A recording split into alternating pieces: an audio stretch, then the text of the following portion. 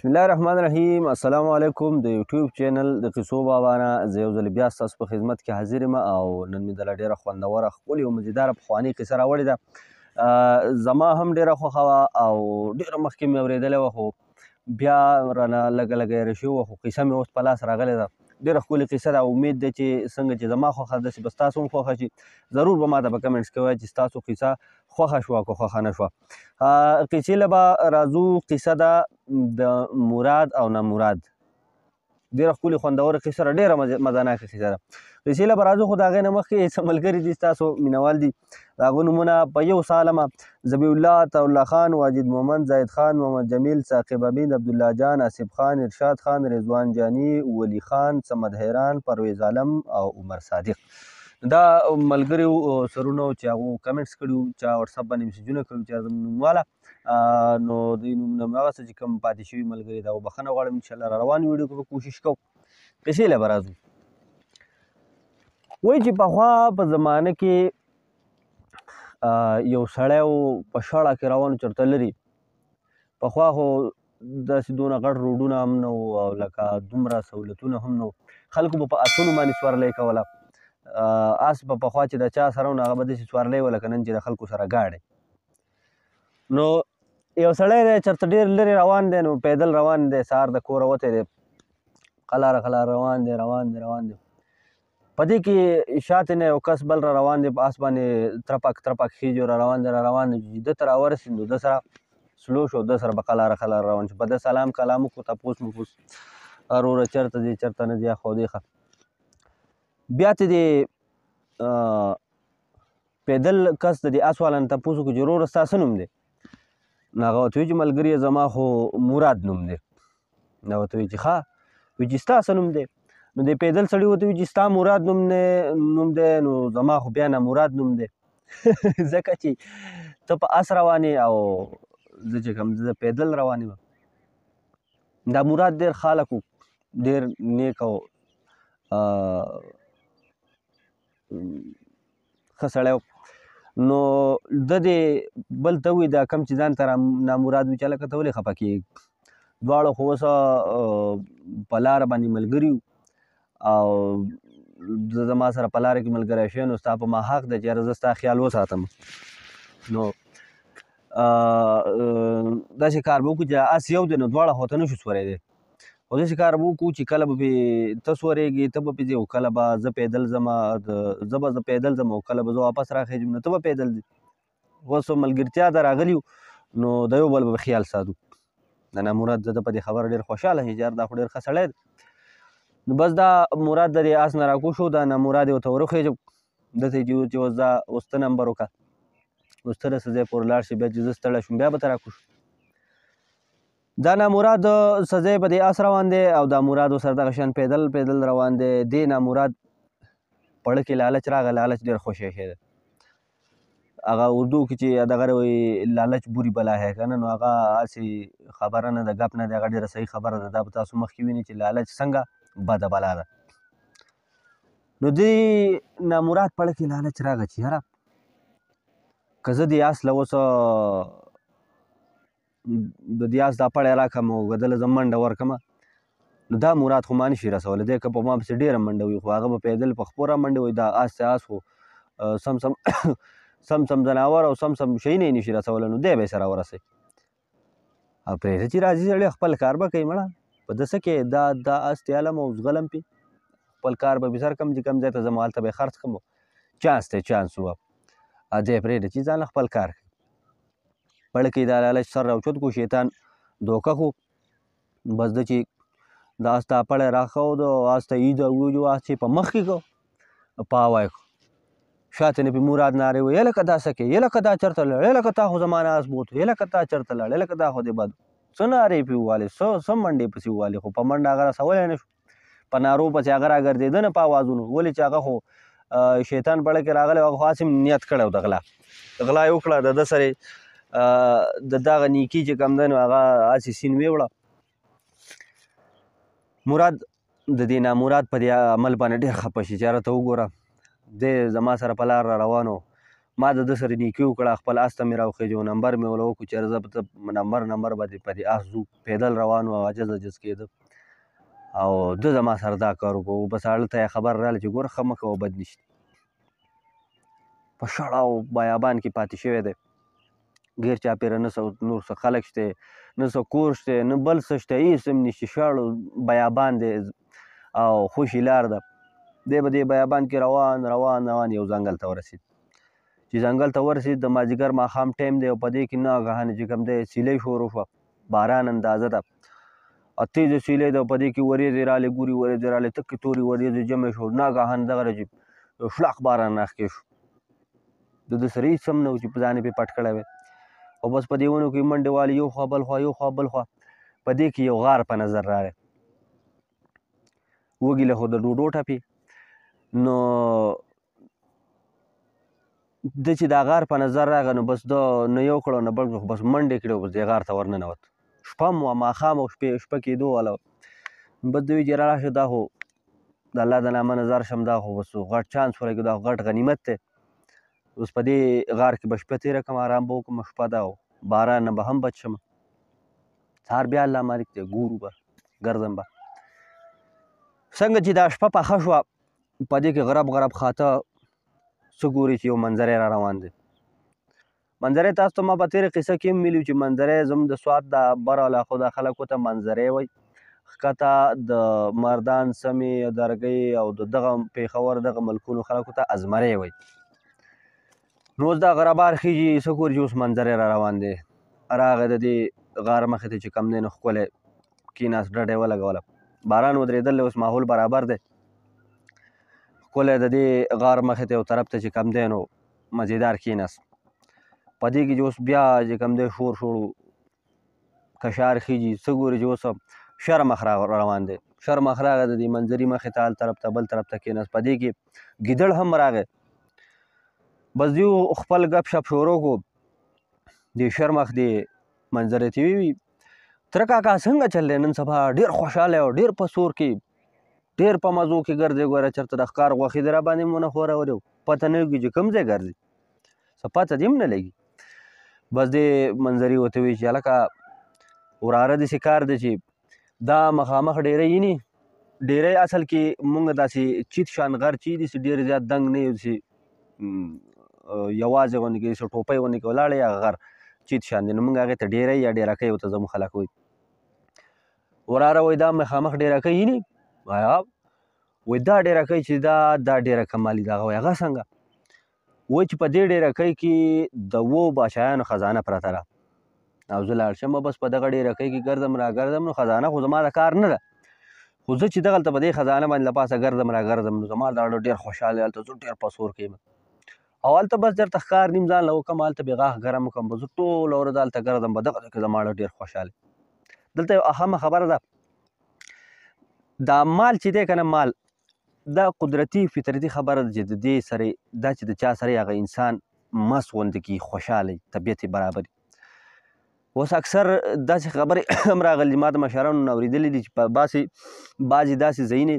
چې په هغه ځای کې خزانې یا څه مال پکې لاندې دفن وي، چاته پته نه وي، خو چې څوک هغه ځای ته لاړ شي په هغه ځای له پاسه ګرځي را ګرځي نو د هغه د اړه حشاش بشاش مستۍ ته اړه کېږي، سندرو ته اړه کېږي، ټپو ته اړه کېږي. ولې چې هلته لاندې مال پروت وي، د مال زوري. نو دا اثرات شته، ولې چې ما د مشرانو نه اورېدلي دي. نو بس وایي چې را بس په دغه ډیرکۍ کې د 7 بادشاهانو خزانه پرته ده او بس زه پکې منډې تړلې وم، خوشحاله یم، پکې ډېر په سور کې یم، هلته ځان له ښکار نیمه هم وکړم او بس ټوله ورځ هلته تېره کړم او ماښام راځم. بیا دا منظری د شرمخ ته وایي چې هلکه وراره شرمخه ته خو ډېر مانده شوی، ډېر کمزوری شوی، دا ولې؟ یا ورته وایي یاره تره کاکا څه به ته ووایم، خو په دې ځنګل کې ښکته چې کوم دی یو شپنکی دی او د هغه سره ډېرې بیزې دي او ډېرې سربې ګډې دي ورسره، ډېرې سربې بیزې دي ورسره او زه پرې څو پېرې نیت وکړم لاړ شم چې یاره یو بیزه ترې ونیسم را ماته یې کړمه. خو د دې ګیدړ سره یو سپی دی او داسې ظالم سپی دی چې عجیبه سپی دی، د ده نه څوک خلاصېږي نه. په هر ګوټ کې چې کوم دی نو په هر طرف که ورشي خو د دې سپي به د نظر ډېر ظالم سپی دی، د ده نه ړق نه شي والی او د دغه سپي چې کوم دی ډېرې عجیبه او کمالي سترګې دي او د دغه سترګو نه بچ کېده ګران دي. تا ته وایي پته ده تره کاکا چې د ده دا سترګې څومره قیمتي دي؟ منظره یې ورته وایي چې نه وراره زه ته نه یم خبر د ده سترګې څومره قیمتي دي. شرمخ ورته وایي یاره تره کاکا چېرې د ده دا سترګې چا راوویستې او زمونږ د دې غار مخامخ چې دا کم کچونه کې بوټی ولاړ دی د دې نه یې دا پاڼې راوشکولو دا یو ځای وټکولې او د دې نه چا دوی جوړه کړه او بیا څوک لیونی او هر څومره لیونی و هغه لی ورکړه نو هغه انسان مروغ رموټ شي ټیک ټاک به شي. وایي ښه دا خو ډېره د کمال خبره ده.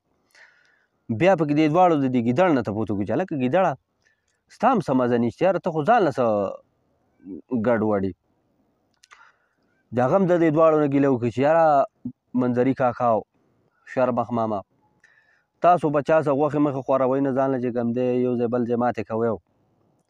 زه خو چې بس د دې ځای نه سهار لاړ شم دا ځنګل په ابر سر کې کوزه سر کې یو باغ دی ډېر غټ باغ دی او د دې باغ په ګوټ کې بیا یو منګک دی هغه په سوړه کې دا منګک داسې عجیبه کار کوي چې دی خپلې سوړي ته ننوځي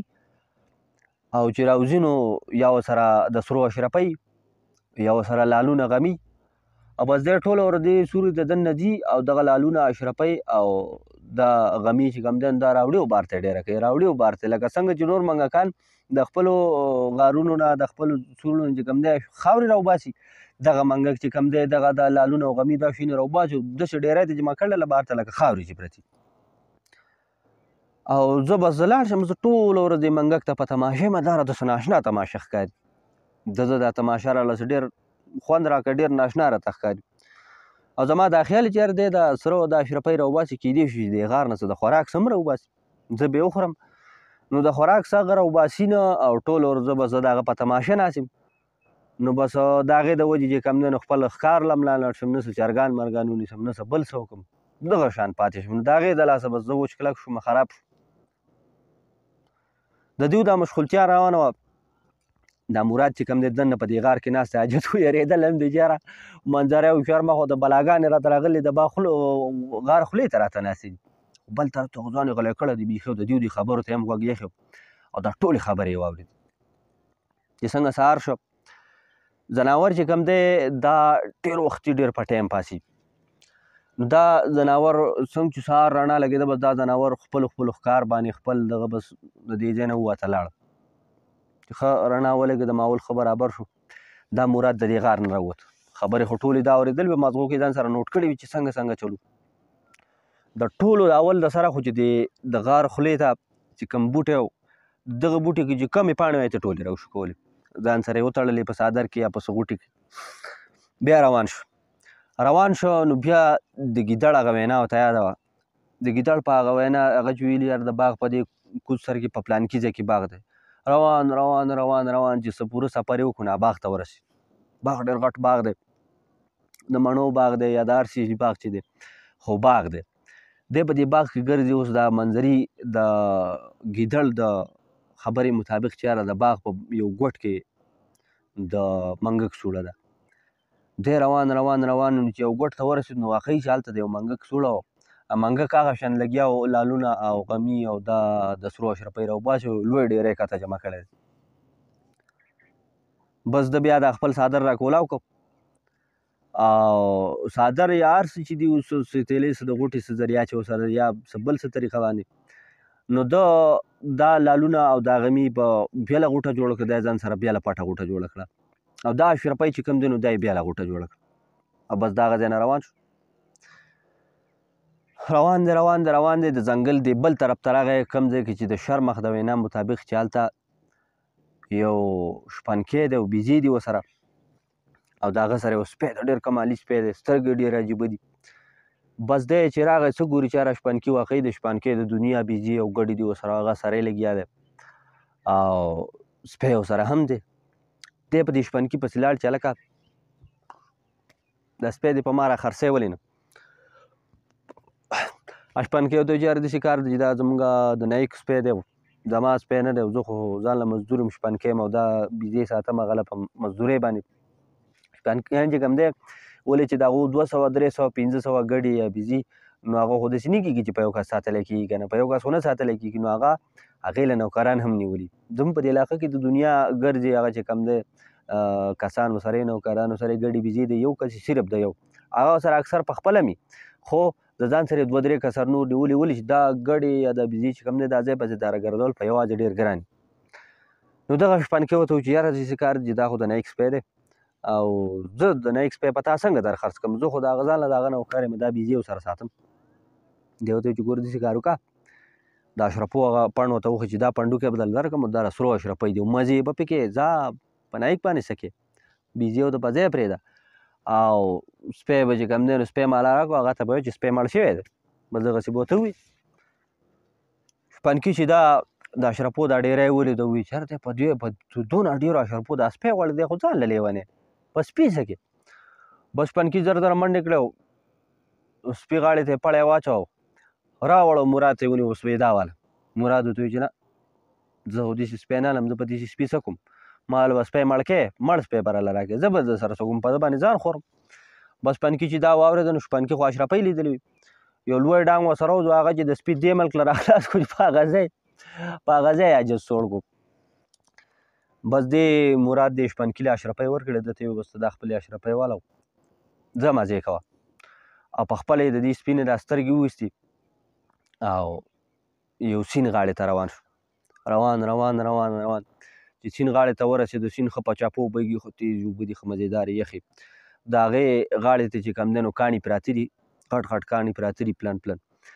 بس د په یو پلن کاڼي باندې چې کوم دی نو هغه پاڼې لاول راویستې خپلې غوټې نه کوم د غار خوله کې چې بوټی او د هغې بوټیا پاڼې هغه یې بل کاڼی راواوښت په هغې وټکولې ښه یې میده کوي بیا پکې دغه د سپي دا سترګې چې کوم دی ښه جوختې میده کړې او ښه لیټۍ ته جوړه کړه او بیا د هغې نه کچې کچې ګولۍ جوړې کړې دغه ګولۍ د ځان سره ده سنبال کړې بیا دی راپاڅېد او بیا روان شو چې یاره اوس به څه کوم په دې ځنګل کې خو ځم چېرته ښاریې ته وځم چېرته آبادۍ ته وځم چې ځان له څه مخه وباسم لالونه غمي ورسره دي دی روان اخر دا چې د دې ځنګل نه ووته یو نری لار ده په دې نری لار روان دی چې لږه لږه آبادي شروع شو یو ځای کور دی بل ځای کور دی اخر دا چې دی یو ښار ته ورسېد ښار دی ډېر غټ ښار دی او دا خلک چې کوم دی دا دوکانونه کولاو دي دا خلک سوداګانې اخلي څوک خرڅوي څوک یو شی خرڅوي څوک بل شی خرڅوي دی به دې بازار کې روان دی ډېر په غور سره دا هر سړی څه کوي هر سړي دا کار څه کوي چې یو ځای ته ورسېدو نو اوس څه ګوري چې یاره بوډاګان مشران سړي دي او څه ملایان غوندې کې دي پټکي په سر کړي علیمان دي دا غټې غټې دستارونه پټکي په سر کړي دي او څه پولیس دي یا د باچا سپیان دي هغو ورته لاس ورته هتکړی اچولي او دا بوډاګان او مشران او دا علیمان که ملیان چې دي دغه دې پولیسانو ته مینتونه کوي جړه فریاد ورته کوي دی اوس حیران شو چې یاره دا مشران او دا معزز خلک دې پولیسو ولې رانیول دی ګورئ دا د سپیانو په څه خبره برابر کړي بس دی هغه ګڼې ته ورننوت ګڼه کې د چا نه تپوس وکړو چې لکه دا څه ماجرا ده دا څه قیصه ده دا خو ډېر معزز او مشران خلک ښکاري دا ولې دې سپیانو نیولي دي څه چل کړل بس هلته ورته یو کس وایي چې مړه هلکه دې هېڅ چل هم نه دی کړی خو مسله اصل کې دا ده چې زموږ د دې ملک د باچا لور لیونی شوی دی د هغې مازغه خراب شي د مازغو کې فرق راغلی دی او د باچا هغه لور چې کوم دی نو په رسو په پړو په زنجیرانو تړلې ده هغه د سره چې کوم دی څوک ځان ته پرېږدي نو بیخي لیونی شوی ده او باچا چې کوم دی د دې ملک چې څه ملایان او علیمان او دمګري او حکیمان او طبیبان دا ټول یې راټول کړي وو دا چې کوم دی دا مشهور او دوی خپلې وسې په دمونو په دوایانو په تعویزونو په هر شي باندې خپل وسې وکړو خو شهزادګۍ ټیک نه شوه باچا بیا غوسه شو چې یاره ستاسو د تعویزونو او دمونو څه پیدا او ستاسو د حکیمۍ څه پیدا چې زما لور تاسو ټیک نه کړل او اوس په دې ټولو باندې د مرګ سزا خېجوله چې د دې ټولو نه به سرونه کټ کوئ بس دا جنون سزا له راوستی شو د باچا حکم دی زموږ پکې څه ویلی هم نه شو ده بیا ده تپوس وکړو چې ښه شهزادګۍ مازغه خراب شوي دي لیونی شوي ده ورته وایي چا وایي بس داسې کار وکړه سپیانو ته وایي چې تا ما له لږ مهلت راکړئ دې سړو ته لږ صبر وکړئ زه به ځمه او د باچا د لور علاج به کومه نو که د باچا لور ټیک شوه خو بس دا ټول به مزات شو کار به خدای وکړي اگه د باچا لور ټیک نه شو چې بس دا اول به زما سر کټ کوي بیا به د دیو دا سر کټ کوي هسې پیښې نه تېښته نه کېږي خو د په ځنګل کې عاجز ډېرې ورځې تېرې کړې وې کاڼو بوټو پورې ځان مږلی او غنو منو راښکو دی نو د ده دا جامې چې کوم دی ټولې سرې ویلې شوې وې ګډې وډې شوې نو عاجز ډېر ګډوډ ښکارېده نو بس یو مولا وله پټکی ورکړو بل حکیم چې کوم دی نو هغه ورته خپلې کپړې واغوستلو خپل اوږد کمیس یې ورکړو بل وله چې کوم دی نو بوټان پڼې وغیره ورکړي او بس ټولو چې کوم دی د ده سره څه چل ول وکړو د ده نه ښه سوټ باټ ښه یو معزز کس ته جوړ شو ښه برابر سپیانو بوتو او د باچا مخې ته یې پېښ شو ویې چې یاره باچا دا یو حکیم دی راغلی دی دی و چې زه د خپلې لور علاج کوم باچا چې ده ته وکاته نو ده ته ویې چې هلکه ځوانه داسې کار دی حکیم صاحب چې زما لور باندې ډېرو حکیمانو پرې وسېکلي دي ډېرو ملایانو پرې دمونه کړي او ډېرو دمګرو او تعویزګرو پرې تعویزونه هم کړي دي او زما لور ټیک نه شو او زما د خپل لور د ژوند نه چې کوم دی نو زه ترې صبر شوی یم خو ته ورسره راغلی ته وایې چې زه علاج کومه نو که د زما د لور علاج وکړو ډېر په یقین سره راغلی خو زما دا لور تا ته واده کوم ستا ښځه به تا ته به یې راواده کړم ستا د شهزادګۍ خو ګوره که علاج دې ونه کړه نو چې په هغه نورو مې د سر غوڅولو اډر کړی دی دا کړی نو دا اول به ستا سټوم او بیا به دا غوڅټوالی کېږي دی ورته وایي چې باچا سلامت بېغمه شه که ما ستا د لور علاج وکړو خو ټیک ده او که مې ونه کړه بس لاول سټ زما ووه بیا دغه وو باچا هم وایي چې دا سړی خو ډېر په یقین او ډېر په دغه راغلی دی بس وایي صحیح د نوکر ته یې غږ وکړو چې دی شهادتګۍ له بوځه نوکر راغی دی د ځان سره په مخ کې بل چت ته لاړ هلته یو غټه کمره ده ښه مزېداره ښکلي او دی چې ورته ورننوته نوکر ته واپس لاړ نو دی څه ګوري چې یاره شهزادګۍ د ښه ښکلې ځوانه جانه جنۍ ده ډېره ښایسته او عجزه د دې لاسونو نه هم تړلی شوې ده او د دې خپو نه هم تړلی شوی ده داسې بس نیغه ولاړه ده شهزاده چې د مراد چې خیال وکړو نو دې جنۍ په وجود باندې زخمونه هم ولي چې په دې په ځان چکونه لګول دغې د وجې تړلې وه نو وجود یې هم ټول زخمي شوی دا لاسونه یې زخمي شوي دا سر ویښته یې ګډوډ او په بد حال بس ده بیا نوکر ته غږ وکړو چې هلکه داسې کار وکړه چې ما له د لرګي داسې وړوکې غوندې ټوټه راوړه او یو لوټه راله د اوبو ډکه راوړه د ده د خواهش مطابق دا دواړه شیزونه په لږ ساعت کې ده ته حاضر شو نوکران دا سیزونه ته بیا وتښتېده ولې چې شهزادګۍ لیونی وه په خلکو به یې چکونه لګول ځان به یې غواښه چغې به یې والې نو څوک وله د یارې نږدې نه راته بس دې مراد د الله نوم واغسته او د دې شهزادګۍ خوا له لاړ شهزادګۍ خو نوره تړلی شوې او بس دا خوله یې ولونیوه او دا د لرګي ټوټه یې شوه په دې خوله کې کېښوده او ګولۍ ورته خولې ته ور واچولو بس اوبه یې پسې ور واړولې په زوره د شهزادګۍ چې کوم دی نو څه ځان وغواښه او څه چغې او څه زورونه یې وکړه خو نوره خو تړلی شوې وه او بل دی خو ځوان نو د ده نه خو چېرته ړخوالی شو خو څه به سره ستاسو خو ګومه خو ګولۍ یې پرې وښوروله ګولۍ چې پرې وښوروله بس دی ورته په هغه ځای شهزادګۍ ته مخامخ کېناست چې یاره دا ګولۍ څه اثر کوي چې آیا دغه حیواناتو دغه ځناور مطابق دا به په رښتیا به په دې کې دونه کمال وي که نه وي ده هم توکل کړی چې یاره ځه که وشو ښه ده ښه او که ونه شو نو بس پېښه ده راغلې وي بس دې شهزادګۍ به چې دا ګولۍ وخوړه چې لږ ساعت وشو نو بس دې شهزادګۍ ده ته بد کاته بس ناګهانه سترګې پټې شوې چې سترګې پټې شوې بس لږ ساعت له سترګې پټې وي بیا سترګې وغړولې چې سترګې وغړولې بیا یې ده ته داسې وکاته بیا یې داسې ځان ته وکاته چې یاره زه خو چا تړلی یم او بیا یې خپلې خادمې ته خپلې نوکرې ته غږ کړه چې زه دلته راشه هغې چې رامنډې کړې چې راله هغې نه یې تپوس وکړو چې دا ناشنا هلک څوک دی دا څوک دی دا زما مخې ته چې ناست یو زما په کمره کې څه کوي زما مخې ته ناست او دا زه چا تړلی یم او دا زما دا وجود ولې خوږ دی او دا زه ولې دلته یم نو بس دې شهزاده چې دې مراد هلک چې دا خبرې واورېدې نو بس دی خو پوه شو چې جنۍ ټیک شوې ده شهزادګۍ ټیک شوه بس دی ډېر خوشحاله شو بس د هغه ځای نه راپاڅېده راغی باچا ته یې ویل چې باچا سلامت لور دې خدای پاک ټیک کړه د خیره سره باچا حیران شو چې یار دا څنګه خبره ده باچا دا غړې رامنډې د شهزادګۍ کمرې ته یې راورسو شهزادګۍ ته چې راغی د هغې سره یې خبرې وکړې دغه یې وکړو نو هغې هم د خپل پلار نه ګیره وکړه چې یاره بابا دا تاسو زه ولې تړلی یم او دا زه ولې داسې په بد حال نو بیا باچا ته پته ولګېده چې واقعي زما لور خو ټیک شوې ده ډېر ناشنا کار وشو باچا ولګېد په خپله د خپل لور لاس او خپې پرانسته او بیا خادم ورته هغو ته حکم وکړو چې یاره دې صفایي مه په جامې او رنګ روغن هر څه برابر کړو خو ښایسته شهزادګۍ ته جوړه کړئ بیا یې دې شهزادګۍ ته ووایي چې ګوره داسې کار دی چې د کم ځوان چې ستا علاج وکړو د کم هلک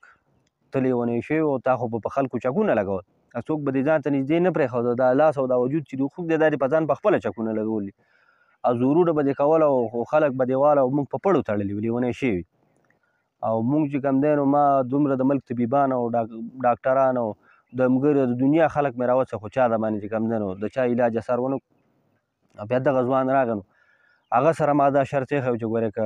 شهزادګۍ علاج دې وکړو نو شهزادګۍ به درته واده کړم خو که علاج دې ولې ونه کړو ټیک نه شو نو ووجنم به نو هغه چې کوم دی د هغه د علاج سره ته خدای ښه کړي شهزادګۍ ورته ومو چې بس ټیک ده بابا چې تا څنګه خبره کړې نو او چې زه دونه دغه مو دغه هلک چې دومره د هغه په علاج زه خدای ښه کړم نو زه ستا د خبره نه شاته نه ځم بس زما خوښه ده بیا باچا راغی د مراد ته یې وویل چې هلکه تا خپله خبره پوره کړه شهزادګۍ علاج دې وکړو ستا د علاج سره خدای شهزادګۍ ښه کړه او زم ګورې اوس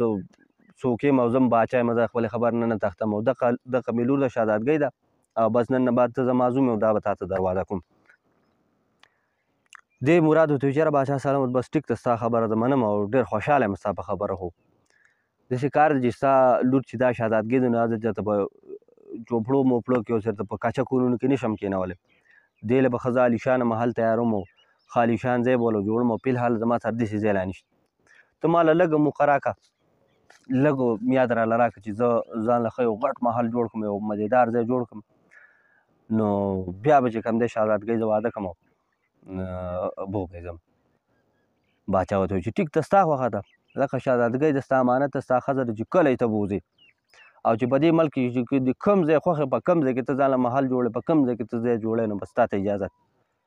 بس دی وایي چې ټیک ده دی بیا دې بازار ته راغی او د ده سره چې کوم هغه لالونه هغه مې نو د هغې نه یو دوه درې لالونه چې کوم دی د ملک په هغه دغه ځای چې کوم یو ډېر غټ زرګر چې و په هغه باندې خرڅ کړ زرګر ورته وایي چې هلکه د دې لال قیمت خو زه نشم پوره کولی د دې قیمت زما سره نشته نو دې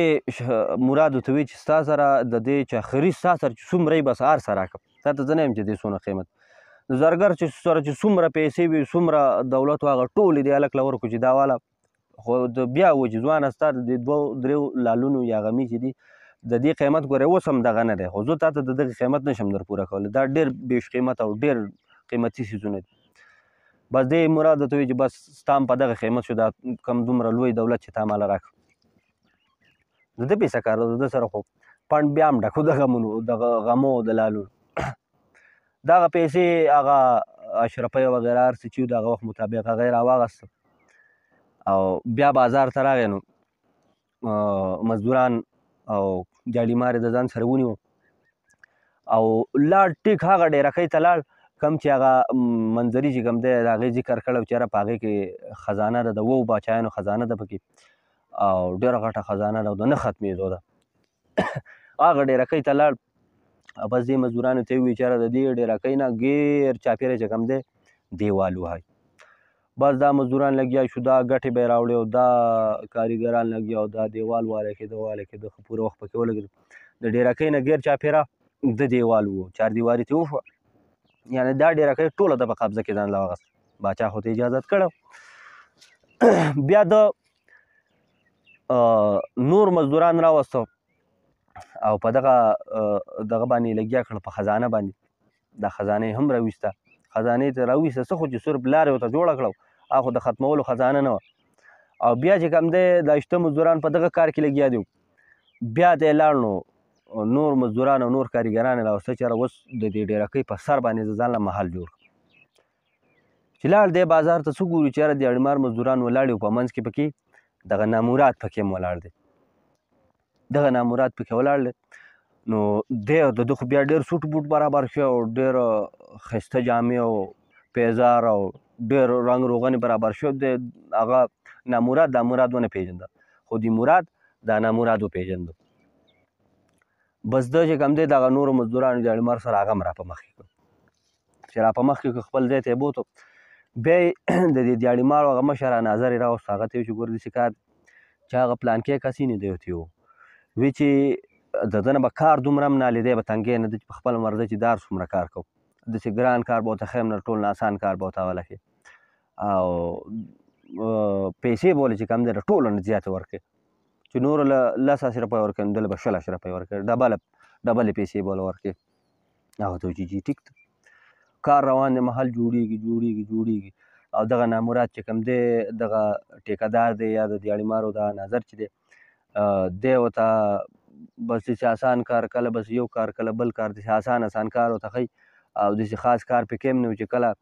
هفته بعد 10 ورځې بعد چې کله دوی له دیاړي مزدوري ورکوي دی له ښه ډبلې پیسې ورکوي نامراد حیران دی چې یاره دا سړی زما سره دونه نیکي مهرباني ولې کوي محل تیار شو ښایسته مزېدار ښکلی ځای جوړ شو هر څه پکې برابر شو بیا مراد چې کوم دی شهزادګۍ ښه په ډنګ ډونګ ښه په خوشحالۍ ښه په درز دروز کې راواده کړه مزدوران په دې ډیرکۍ کې ځای په ځای کارونه کوي یو شی کوي بل شی کوي په دې کې دا نامراد یو ورځ راغی او دې ټیکهدار ته وایي چې لکه ټیکهدار صاحب د ډېر وخت نه زه دا خبر محسوسوم چې یار ته په ما ډېر خصوصي مهرباني کوې او ډېر نیکي را سره کوې ډېر ځکه ما ته نه څه ګران کار ښیې نه راته د کار وینا کوې بس زه داسې چل ول کوم هسې اخوا دیخوا کېږم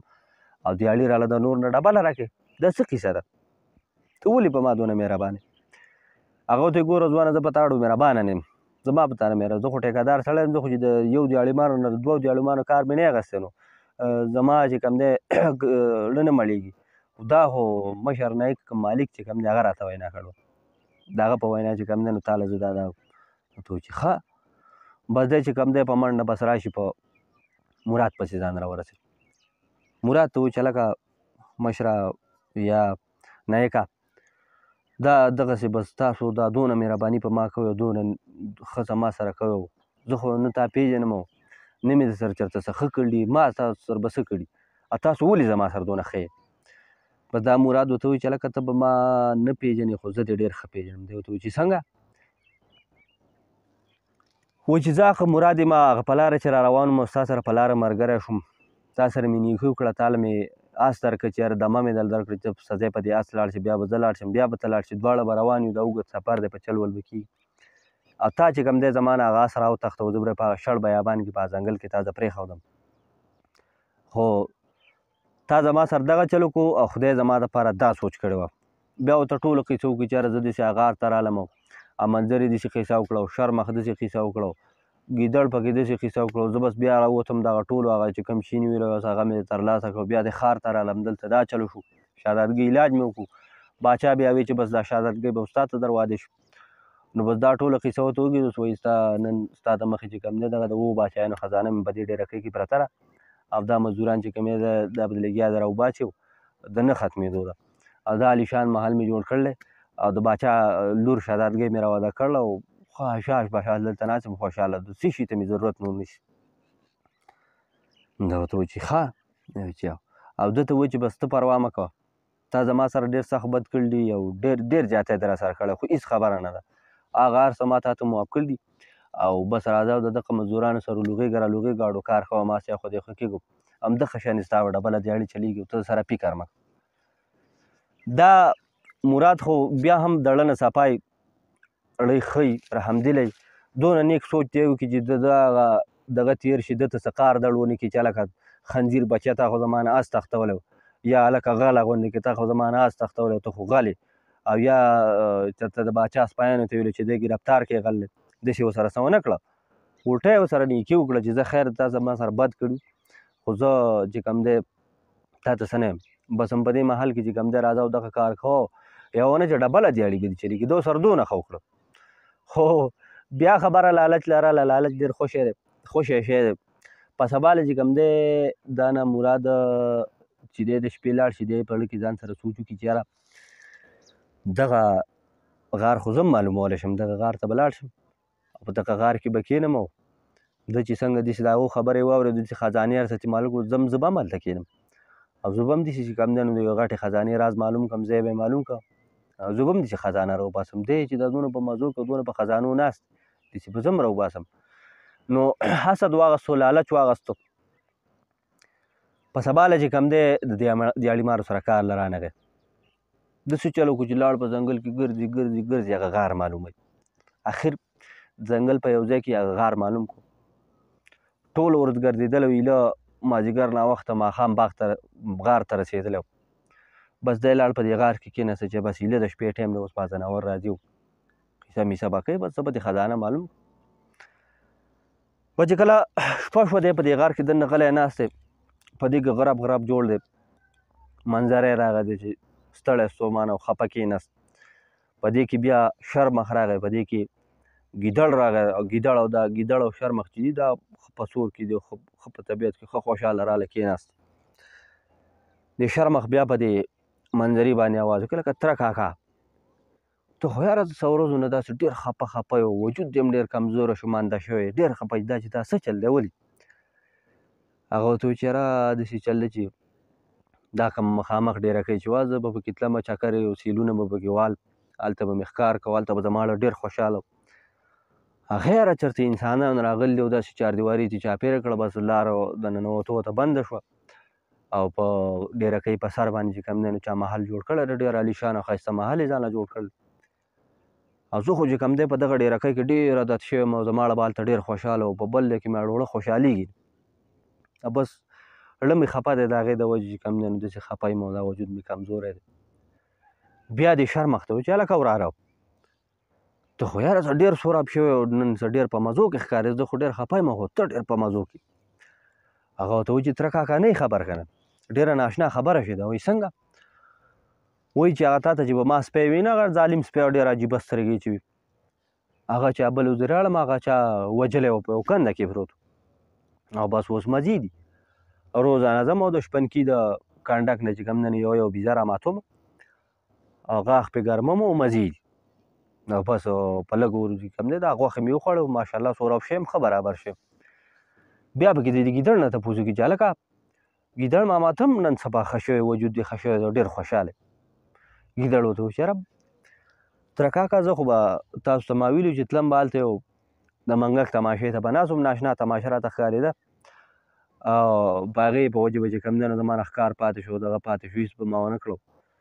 په هغه مخکې ورځو کې چې لاړم یار هغه منګک چې لاړم نو دغه سوړي مخې ته منګک عجز مړ پروت او هلته چې کومه اشرفۍ او کومه لالونه غمي چې هغه نه و چا وړي نو بس هغه تماشه زما نه ختمه شو خو په منګک ډېر خفه شوم خو بس بیا بل څه کار مې نه وي چې بس سهار چې دې ځای نه وځم نو خامخا لاړ شم چېرته کلو ملو ته وځم څه چرګان مرګان پردي را پټ کړم وخورم څه ښکار مار څه نه څه ځانله وکړم نو اوس ښه شوی یم ښه یم په دې کې دا شرمخ وایي چې یاره تره کاکا زه شکي شوی یم او وایي څنګه وایي چې یاره زمونږ دا خبرې چېرته چا انسان اورېدلي ضرور ځکه دي چې یاره مونږ چې څه قسمه باس کړی و نو هغه ټول کارونه یې کړي دي منظرې ورته چې ها که نه وراره دا خبره دې صحیح ځکه دی چې ما دغه ډېرکۍ خبره کړې وه نو نن لاړ شه وګوره هغه ډېرکۍ چې کوم دی نو چاردیواري چې چاپېره کړله هغه خزانه ترې راوباسي او لوی علیشان محل یې پې جوړ کړل ټوله ډېرکۍ ونیوه او ورته وایي چې هاو که نه دغه ورته وایي شرمخ وایي هاو که نه تره کاکا دا وګوره که نه زمونږ د دې غار مخې ته چې کوم دا بوټی او ما چې ویلو دا ډېر دوی دی په دې کې ګوره یو پاڼه نشته او ما چې وی د شپنکي د سپي هغه سترګې چې کوم دی ډېره کمالي دي او ډېره د عجیبه سترګې دي هغه سپی هم چا وجلی سترګې پکې نوې سترګې ته چا ویستې په دې کې دا ګیدړ اواز وکړي چې هاو که نه هغه زه چې به کوم ځای ته تماشې له تلم نو هغه منګک عجز هم مړ دی او هلته چې به کوم هغه اشرفۍ او